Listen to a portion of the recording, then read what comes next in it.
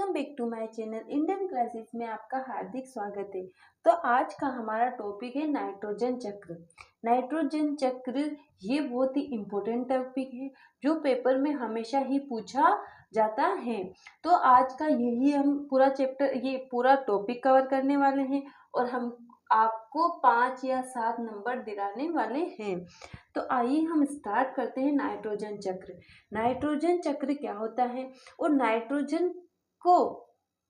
नाइट्रोजनी यौगिकों में किस प्रकार से बदला जाता है और ये नाइट्रोजनी यौगिक हमारे क्या काम आते हैं, इससे हमें नाइट्रोजन चक्र मिलता है ना। नाइट्रोजन चक्र हमारे लिए क्या कार्य करता है।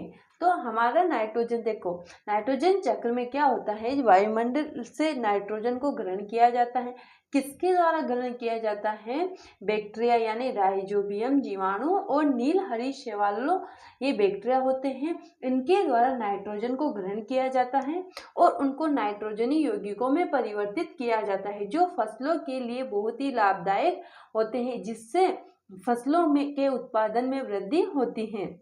ठीक है, तो इसे हम पूरी डिटेल के साथ करेंगे और इसका चक्र भी देखेंगे जो 5 नंबर में हमेशा पूछा जाता है।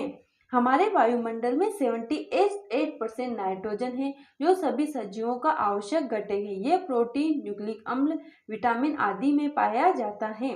वायुमंडल में नाइट्रोजन स्थिर करने के चक्र को हम नाइट्रोजन चक्र कहते हैं।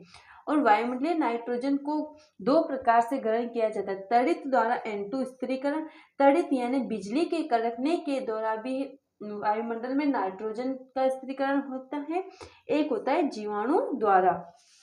तो हम दोनों ही देखेंगे। देखो, सबसे पहले क्या होता है, वायुमंडल में जो नाइट्रोजन होती है उसको या तो ये देखो वायुमंडलीय नाइट्रोजन है, उसको ना 2 तरीके से हम नाइट्रोजनी यौगिकों में परिवर्तित कर सकते हैं। एक तो तड़ित द्वारा नाइट्रोजन स्थिरीकरण, तड़ित यानी बिजली के कड़कने से भी नाइट्रोजन का स्थिरीकरण होता है। दूसरा होता है राइजोबियम यानी नील हरित शैवाल द्वारा। फिर ये जो नाइट्रोजन का नाइट्रोजनी यौगिकों में परिवर्तित किसमें होता है? मिट्टी में उपस्थित होता है। तो ये सारे यौगिक कहाँ उपस्थित होते हैं? मिट्टी में उपस्थित होते हैं। फिर इनको पौधों द्वारा ग्रहण किया जाता है। पौधों को कौन ग्रहण करता है? जंतु। फिर ये पौधों से कहाँ पहुंच जाती है? जंतुओं के द्वारा खाया जाता है। फिर जब जंतुओं की मृत्यु हो जाती है तो वापस वही जीवाणु नाइट्रोजनी यौगिकों को नाइट्रोजन में परिवर्तित करने का कार्य करते हैं। तो ये प्रोसेस पूरी एकदम चलती रहती है। सबसे पहले वायुमंडलीय नाइट्रोजन होती है और उसको या तो तड़ित द्वारा या जीवाणुओं द्वारा ग्रहण कर लिया जाता है। ये जीवाणु कहाँ उपस्थित होते हैं? ये मिट्टी में उपस्थित होते हैं। यानी नाइट्रोजनी यौगिकों का स्थिरीकरण कहाँ होता है? मिट्टी में होता है। और मिट्टी में जैसे ही ये नाइट्रोजनी यौगिक उपस्थित होते हैं तुरंत पौधों द्वारा ग्रहण कर लिए जाते हैं। और पौधों को कौन खाता है? जंतु। फिर जब जंतुओं की मृत्यु हो जाती है तो जब उनका शरीर सड़ने गलने लगता है तो कुछ सूक्ष्म जीव इन नाइट्रोजनी यौगिकों को वापस नाइट्रोजन में चेंज कर देते हैं। तो ये पूरा प्रोसेस हमारे वातावरण में चलता रहता है, इसीलिए नाइट्रोजन का भी वातावरण में स्थिर होता है और हमारे जो खेतों में नाइट्रोजनी यौगिकों की आवश्यकता है वो भी पूर्ति हो जाती है।